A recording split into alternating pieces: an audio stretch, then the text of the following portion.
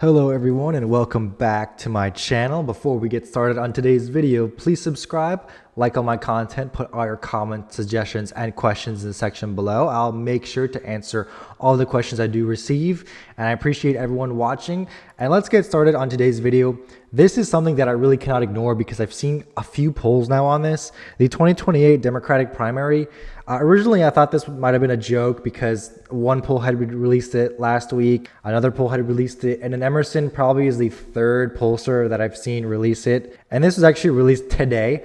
So I wanted to make a video about it, and that is that Kamala Harris, I don't know if she's going to run in the 2028 election. I really don't know the answer to that question. However, it is possible that she may run. I think what may happen is she either might run again and see how she does in the primaries, or she'll probably go back to California, her home state, and maybe run for governor because Newsom's term is about to end, I believe, and he may end up running for president. But here we see the 2028 Democratic primary, and Kamala Harris is number one by far with 37%.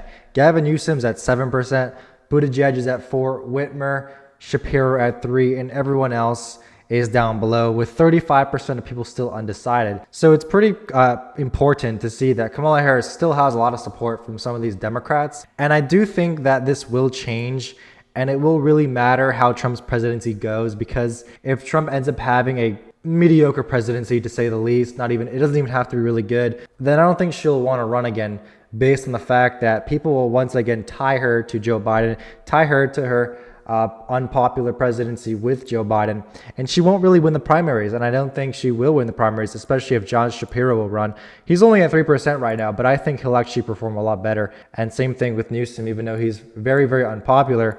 Other people like Buttigieg and Whitmer maybe will do better. Obama and Sanders will not run. I already know that for certain. So those two are not going to be in there. And there's a lot of undecideds, but it is fairly surprising to see that Harris is polling at 37%. And if Democrats do run Harris again and she ends up winning the primary, well, we're going to be off to a pretty interesting race, to say the least. And it'll be one in which Republicans will probably end up picking Vance, especially if Trump's presidency is exceptional. But I do think that Vance will have the highest chance of being the Republican nominee. So in today's video, we're going to see what happens if Harris actually runs again, wins the Democrat primary, and faces off against J.D. Vance in the 2028 presidential election. And this is going to be a very interesting election because I do think that Harris would stand no chance of winning. And Democrats going and picking her again would be probably one of the dumbest decisions they can make, because usually when a candidate is vice president and then they lose to someone that they beat 4 years ago, they will not run again, especially after let's say Vance is popular as a vice president. And right now, Trump has a very, very high approval rating, I believe 59% in some polls. So if this continues, and we're going off of if this continues, we're not implying that something drastic changes, then she would not even stand a chance.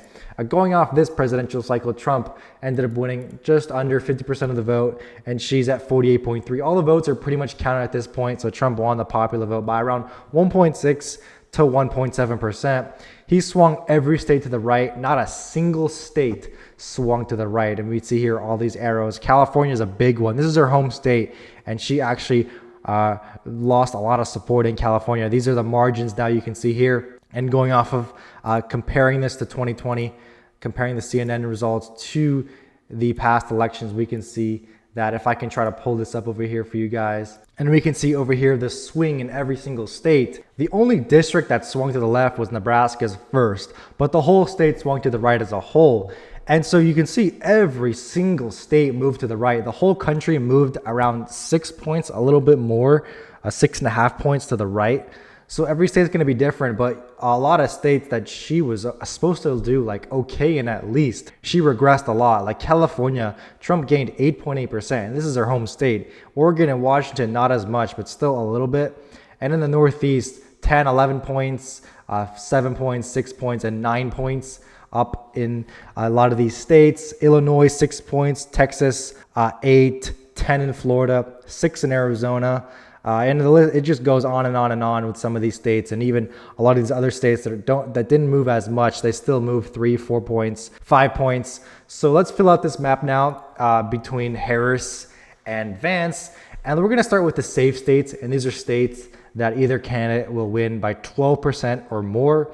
So for Harris, the states that she'll win by 12 or more will still be Washington and Oregon, because these states didn't move too much, and she still won them by around 20 points. 19 points in Washington and around 15 points in Oregon. So she'll still find these two. They aren't really trending to the right. California will still be safe. I do expect Democrats to keep losing support in California. And this 19-point margin this 20-point margin might even keep going down depending on how the state really moves as a whole, because these are not good numbers at all. And they're not done counting. California is pretty embarrassing. This county over here only has 60% counted. Very, very embarrassing for the state to still not be completely done counting in a couple of those counties. But either way, she'll still win it by a safe margin. Hawaii will still be safe. I think Colorado would join that safe status because it only moved 2.5 points to the right, and she still won it by around 11 points. Some other states that she'll win by safe margins will be Maryland, DC. We'll have the state of Massachusetts and Vermont. Maine's first congressional district. You can make the argument a little bit about some of these states over here. I do think she'll still end up winning the states of Connecticut and Rhode Island in the safe column, but they could be a lot closer. And that'll basically be it. That'll be all her safe states. These will be all the states that she'll win by 12 points or more. And Vance will have a very, very easy time winning all of the middle of the country by a safe amount. Not Illinois. Iowa and Ohio will be safe. His home state is Ohio. Trump won it by 11 points. He'll be very easily winning the state by over 12 points. Iowa, same thing. Texas coming off a 13-point win, and Texas a 14-point win, and Florida a 13-point win. Both these states shifted heavily towards Donald Trump. Vance will win both of them by a safe margin, especially since they will be running against the same candidate. And then Maine's second district will also be safe. And this will basically be the safe states. And the rest of these states that are going to be left are going to be kind of like the battleground states, so to speak. These are the states that are going to be 12 points or less. Many of them this election cycle were actually 12 points or less. Like we can see here, the shadings already: New Jersey, New York, Illinois were all under 12 points to begin with. So this time around, I think the trends will continue, especially since Harris will be the Democrat candidate. She will not do well at all. Democrats will still win New Jersey in that likely column. She won it by 11.7. She'll probably be winning it this time by 8 if she decides to run again. Delaware will be another state that last time she won by 14, but it will be probably a 10-point win this time around. And then that'll basically be it. I don't even think she'll win Illinois by a likely margin. Last time she won it by 10. I think she'll regress a lot even further in the state of Illinois. But in Trump's likely states, Vance's likely states, the first one would be Arizona. This is a state that Trump already won by 5.5%. Vance will probably win it by around 6 to 8. Same thing with Nevada, also a state Trump won by 3 points, that he swung around 5 to 6 points to the right from the 2020 election. He'll win that very easily as well. The state of North Carolina will be another state that Vance will be able to win that very easily, coming off of a good 3.2 percentage point win for Donald Trump. And that'll be pretty much it for these likely states. The rest of these states will be lean, which will be 5 points or less. And first, going off of Harris's states, the state of Illinois will probably be a 5-point win for Kamala Harris. Same thing for New Jersey. So these are states that were likely this last election now falling into lean. The state of New Jersey is almost in that lean column. She only won it by 5.8%. This is probably the most right trending state in the country as of now. And I think it will end up being a swing state in the 2030s, maybe even in the 2028 election. So right now, I would put the state of New Jersey around a few points for the Democrat candidate, who, no matter who it is, they will have trouble keeping that margin up in New Jersey. And if it's Harris, she'll perform very, very poorly in the state. She'll still win Nebraska second because this is a very left trending district. But the rest of these states are going to be looking pretty bad for her, given that she already won them by much more narrow amounts than Joe Biden. First of all, Georgia will be an easy win in that lean column. It is left trending in some of these districts, in some of these counties around the Atlanta suburbs. So I don't think that Vance will be able to win it by over 5 points, but he'll win the Rust Belt by all over a point, putting it in that lean column.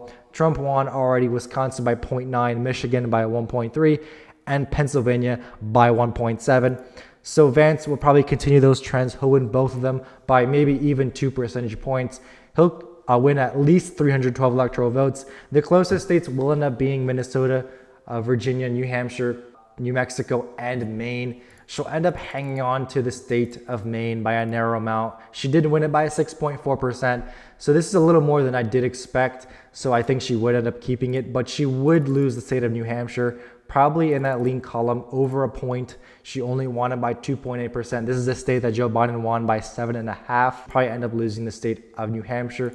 She'll probably also end up losing the state of Minnesota by under a point. She won it by 4.3%. And let's remember, this is Tim Walz' home state, and they still lost 3 points from Joe Biden. Virginia is going to be a toss-up state.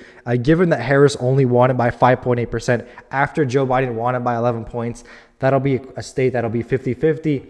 And New Mexico is also a state that she did win by 6 points, but Joe Biden won the state by 11 points. So you can see some of these trends in the state of New Mexico, and then very, very bad trends for Democrats in the state of Virginia, as we can see right here. Just the country as a whole trended in the opposite direction as to what Kamala Harris really wanted to happen.